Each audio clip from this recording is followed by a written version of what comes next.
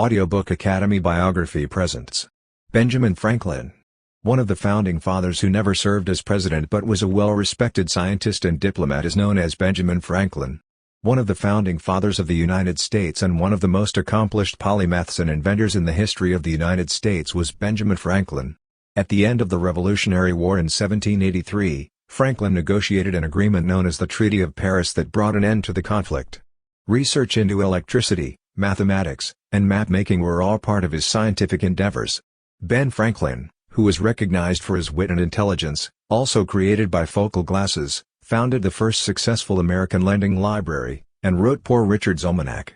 Childhood. The Massachusetts Bay Colony, where Franklin was born on January 17, 1706, is now known as Massachusetts. First wife and child had 7 children with Josiah Franklin, and Abia Folger had a further 10 children with him. Franklin was Franklin's 15th and youngest child. In spite of his success at the Boston Latin School, Franklin dropped out of school at 10 to work full-time in his father's candle and soap shop, which was in desperate need of money. Waxing and trimming didn't do anything for the youngster's creative side, though. Josiah apprenticed 12-year-old Franklin at the print shop managed by his older brother James, maybe to discourage him from going to sea like one of his other kids had. Franklin learned a great lot about newspaper printing under the guidance of his older brother, James, despite the fact that he was routinely beaten and mistreated by his older sibling. Silence Dogood. Franklin used the pseudonym Mrs. Silence Dogood when James refused to print any of his brother's work, and her 14 inventive and amusing letters pleased readers of his brother's newspaper, the New England Courant. When he discovered that his apprentice had written the letters, James became enraged. Even though he had 3 years left on a legally binding contract with his master, Franklin quit Boston in 1723 because he was tired of his brother's harsh and despotic behavior. In New York City, he was able to flee to Philadelphia, where he began working for a different printer. For the rest of his life, Philadelphia served as his base of operations. As a resident of London, Ben Franklin headed out for London in 1724 in order to stock up on printing supplies from stationers, booksellers, and printers. Keith's letters of introduction never arrived when the youngster landed in England, so he felt betrayed. Franklin took full advantage of London's many delights, including attending theatrical events, interacting with the people in coffee houses, and continuing his lifelong enthusiasm for reading. To swim lengthy distances on the Thames, Franklin made his own wooden flippers and learned to swim on his own. He was inducted into the International Swimming Hall of Fame in 1968 as an honorary member. A Dissertation upon Liberty and Necessity, Pleasure and Pain was Franklin's first booklet, which claimed that individuals lack free choice and hence are not morally responsible for their acts. The rest of Franklin's copies of the booklet, however, were destroyed after he later retracted this statement. Children and wife.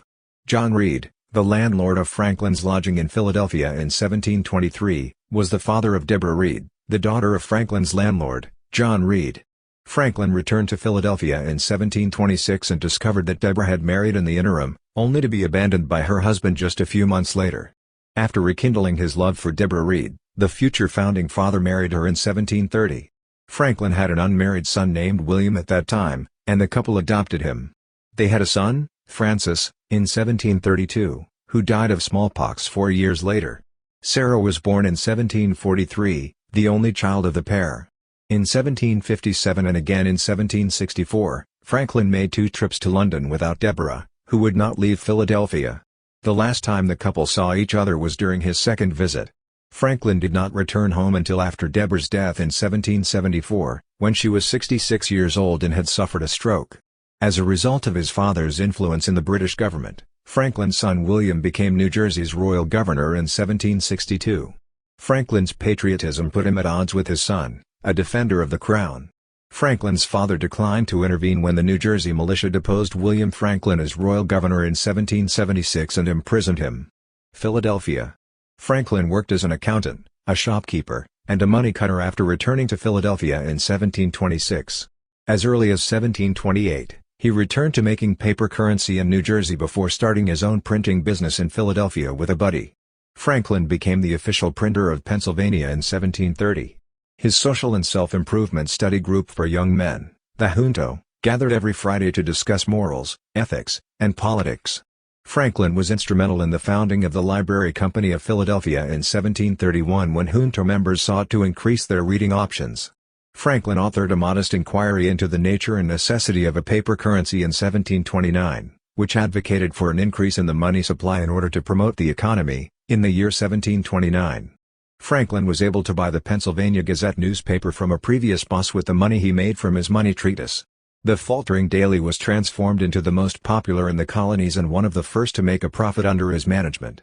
At least with the short-lived Philadelphische Zeitung, he attempted to start a German-language newspaper for the colonies in 1732. It was during these years that Franklin's reputation and prosperity increased. Franklin earned a fortune in real estate and business, and he founded the Union Fire Company of Philadelphia to combat the city's many fire threats.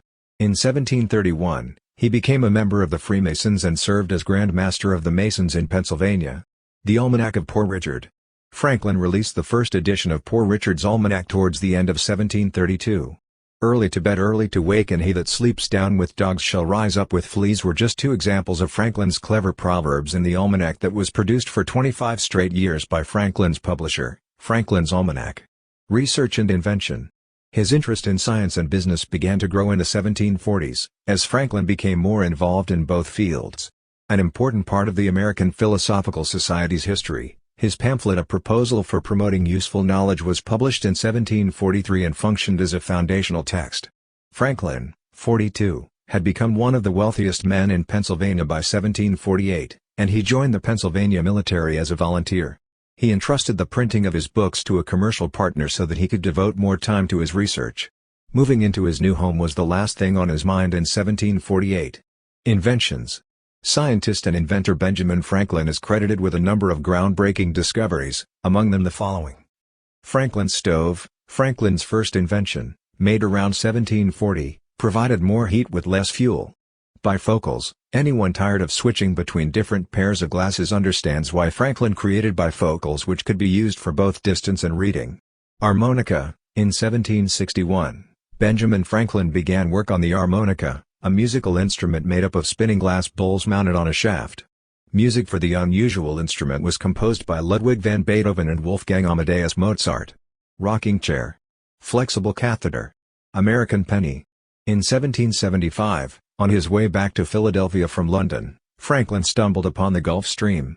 That's when the Gulf Stream was discovered by him after he began to wonder about why the westbound voyage always took longer, and by taking water temperature measurements.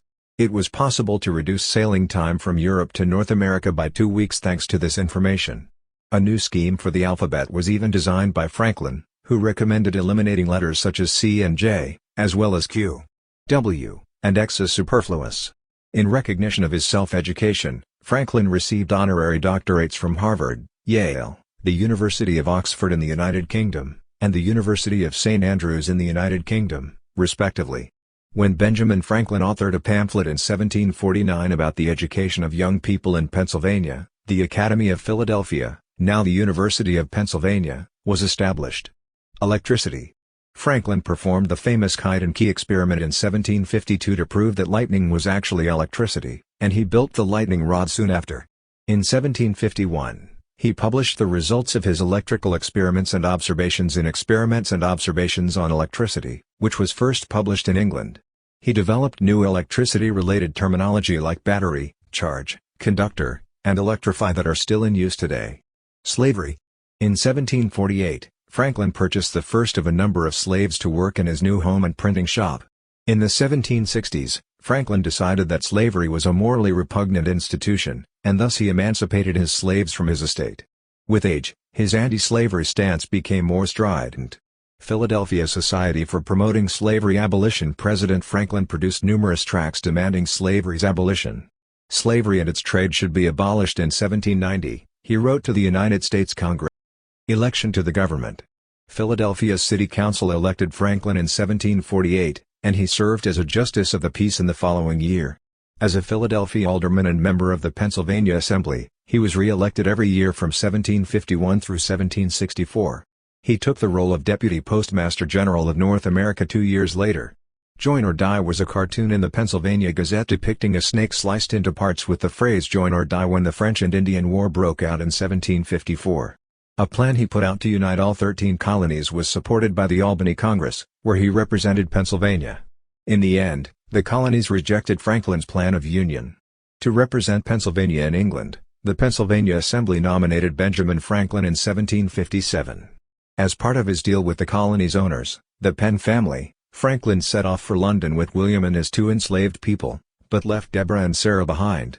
For the next 2 decades, he resided in London, where he was lured to the city's high society and intellectual gatherings. Upon his return to Philadelphia in 1762, Franklin set out on a tour of the colonies to inspect their post offices. Declaration of Independence and the Stamp Act. Franklin returned to London as the colony's agent after losing his position in the Pennsylvania Assembly in 1764. During this period of tension between Great Britain and the American colonies, Franklin returned. The Stamp Act of 1765, passed by the British Parliament, levied a levy on any printed documents intended for commercial or legal use in the American colonies. Rioters in Philadelphia even threatened Franklin's house because he bought stamps for his printing firm and nominated a friend to be the Pennsylvania stamp distributor. The Stamp Act was eventually repealed in 1766 as a result of Franklin's emotional testimony before Parliament. Causes of the American Discontents before 1768 was penned 2 years later, and he quickly became an agent for Massachusetts, Georgia, and New Jersey as well. Franklin stoked the revolutionary fires by delivering to the United States the personal correspondence of Massachusetts Governor Thomas Hutchinson. Following their publication in Boston newspapers, the letters calling for a curtailment of colonists' rights sparked outrage. Franklin returned to North America in 1775 as a staunch supporter of the American Revolution after being fired from his role as Deputy Postmaster General following the incident. Franklin was elected to the Second Continental Congress in 1775 and was made the first Postmaster General for the colonies. One of the 5 men who wrote the Declaration of Independence in 1776, he was sent as a commissioner to Canada. In Paris, Franklin was elected commissioner to France after he voted for independence in 1776, making him the first U.S. ambassador to France. He embarked on a voyage to secure the country's military and financial resources. Franklin's 9 years in Paris after Deborah's death have been well documented, especially his thriving love life at that time. He even proposed to a widow named Madame Helvetius when he was 74 years old, but she turned him down. Despite his position as a political appointee from a nascent country, Franklin was appreciated in France for his humor and intellectual prominence in the scientific community. His notoriety allowed him to get entry into some of the world's most secretive places, including the court of King Louis XVI. And it was through his deft diplomacy that the American Revolution came to a close with the Treaty of Paris in 1783. Franklin returned to the United States in 1785, after spending nearly a decade in France. Constitutional Convention in Philadelphia. When the Constitutional Convention met in Philadelphia in 1787 to design and ratify the new United States Constitution, Franklin was elected to represent Pennsylvania. When Franklin was 81 years old, he was the oldest delegate to Congress and advocated proportional representation in the House of Representatives, but he crafted the great compromise that resulted in equal representation in the Senate. As a member of the Society for Political Inquiries, he helped form the organization in 1787. No one ever chose Franklin as their country's leader. As one of the 8 founding fathers, he helped frame the Declaration of Independence and the Constitution, making him a significant figure in American history. The first Postmaster General of the colonies and a diplomat to France, he also served as a member of the Pennsylvania Assembly and in the administration. When it comes to his many talents, he's often referred to be the first American. Death. Franklin died on April 17, 1790, at the house of his daughter, Sarah Bache, in Philadelphia, Pennsylvania. When he passed away, the 84-year-old man had just finished writing the final codicil to his will, despite the fact that he had been sick for some time with gout. To Sarah, he left the most of his inheritance. He left little to his son William for his continued resistance to the American Revolution. In addition, he provided money to Boston and Philadelphia schools, museums, and scholarships. After all, he wrote his epitaph at age 22, "The body of B. Franklin, printer, like the cover of an old book, its contents have been pulled out and stripped of its lettering, lies here, food for worms." However, the work will not be lost, for it will, as he believed, appear once more in a new and more elegant edition, revised and corrected by the author, he writes. When it comes to his last resting place in Philadelphia's Christ Church Cemetery, the only inscription on the stone is, "Benjamin and Deborah Franklin 1790. Accomplishments." Franklin's face on the $100 bill and the enduring image of him as a balding guy with a frock coat and a kite string with a key are both parodies. However, given the breadth of his endeavors, it's a tragedy. creating universities and libraries, the post office, shaping the foreign policy of the fledgling United States, helping to draft the Declaration of Independence, publishing newspapers, warming us with the Franklin stove, pioneering advances in science, letting us see with bifocals, and lighting our way with electricity, all from a man who never finished school but shaped his life through abundant reading and experience, a strong moral compass, and an unflagging commitment. Franklin shed light on a number of facets of American life that continue to glimmer in his memory. Thank you for listening in Audiobook Academy. Don't forget to subscribe and smash that like button for more content like this. See you in next video.